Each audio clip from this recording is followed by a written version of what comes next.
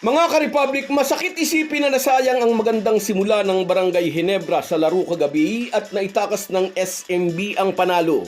85-82 mula sa 3-point shot ni Don Trulliano, 8 segundo na lang ang natitira sa oras. Sa simula'y umabot pa sa 15 points ang lamang ng mga bataan ni Team Cone, ngunit dahan-dahan itong tinapyas ng Beermen sa pangunguna ni CJ Perez na pumutok sa 4th quarter. At sa tapatan ng dalawang import, nakita ni Justin Patton ang mga dahilan bakit alamat sa PBA ang pangalang Justin Brownlee. Kahit nanalo sa laban nila kagabi ang SMB, alam ni Justin Patton, hindi niya tinalo ang Ginebra import. Pag-uusapan po natin yan, pero bago ang lahat ay maglalambing po ako sa inyo na isubscribe ninyo itong ating channel.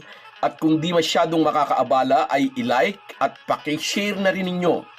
Malaking bagay po yan sa aming mga vlogger. Maraming salamat. Mga ka-Republic, na itakas ng SMB ang isang manipis na panalo laban sa Barangay Ginebra. Mula sa tablang score na 82, hawak ni CJ Perez ang bola.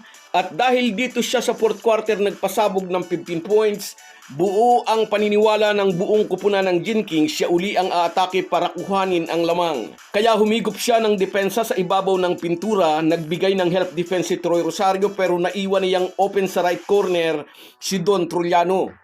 Nang mag-commit kay Perez ang double team sa ibabaw, isang pinpoint assist ang ibinigay niya kay Don T na hindi naman siya pinahiya. Split seconds late ang pagbalik ni Troy Rosario kay Trulliano na ibato na nito ang bukas na 3-point shot. Naging 85-82 ang score pabor sa SMB with 8.3 seconds ang natitirang oras. Nag-time out si Team Cone. Ngunit kilalang-kilala na ng SMB si Justin Brownlee at alam din nila ang pagiging clutch player ng Ginebra import. Alam ng tropa ni Leo Austria kay Brownlee ibibigay ang huling play. Hindi sila nagkamali. Si JB ang tumanggap ng inbound pass. Ngunit naroon agad si Andre Cahilig na nag-provide ng clean defense upang hindi makakuha ng magandang buwelo ang Ginebra import. Wala sa forma ang hurried shot ni JB, sumablay na napunta kay Scotty ang talbog ng bola at sablay din ang desperadong 3-point try nito. 2 panalo, 2 talo na ang record ng Ginebra, 3-2 naman ang SMB.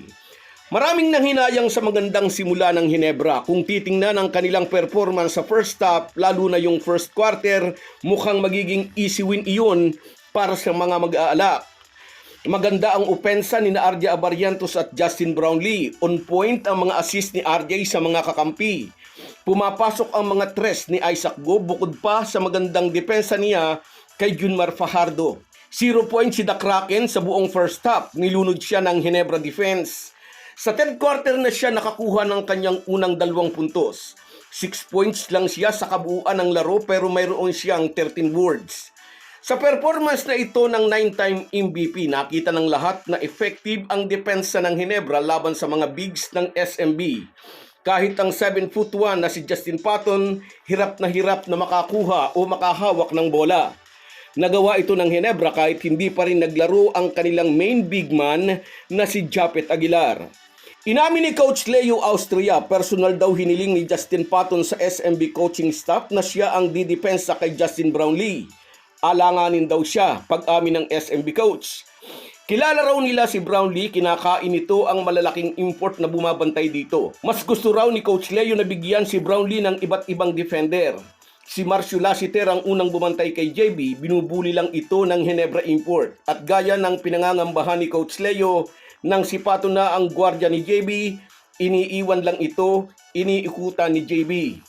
Bandang huli, si Andre Cahilig ang itinao ni Coach Leo sa Ginebra import. Sa kabuuan, naka 31 points pa rin si Brownlee. Brownlee is Brownlee, komento ng SMB coach, mga salitang kababakasan ng respeto. Ngunit gaano man kagaling ang isang player, tao pa rin yan na may mga limitasyon. Bukod kasi sa opensa, most of the time ay trabaho rin ni JB na bantayan ang 7'1" na SMB import. Mas matangkad at mas mabigat ang kailangan niyang i-box out at pigilan ang opensa. Sobrang nakakapagod para sa isang 37 years old na 10 taunang import ng Ginebra. Kahit mayroon siyang 31 points sa mga krusyal na segundo sa endgame, 2 free throw ang isinablay ni JB.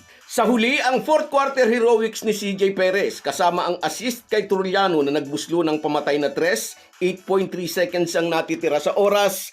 Parang resurrection ang nangyari sa SMB. Nakaahon at nabuhay pa sila matapos itong ibaunang Hinebra sa 15-point deficit.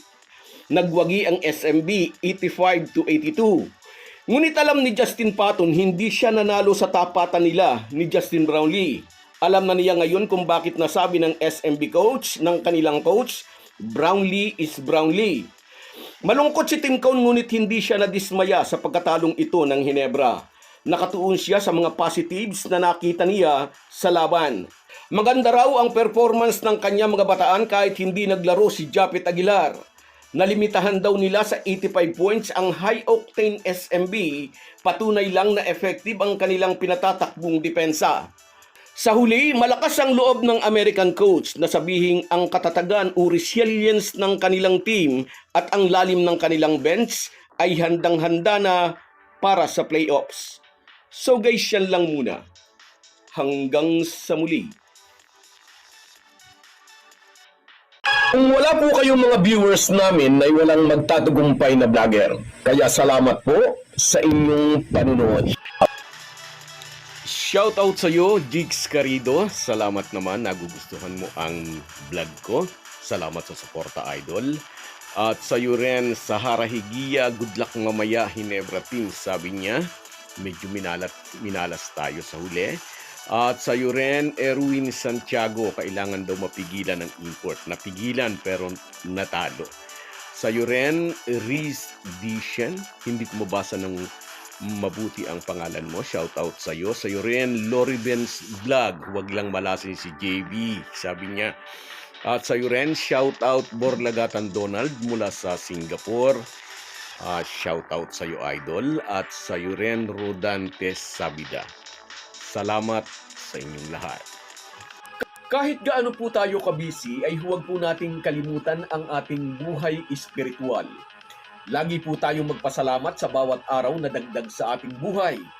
Malaki po ang maitutulong ng pananalangin araw-araw. Isang paalala po mula sa inyong Halo Halo Sports Republic.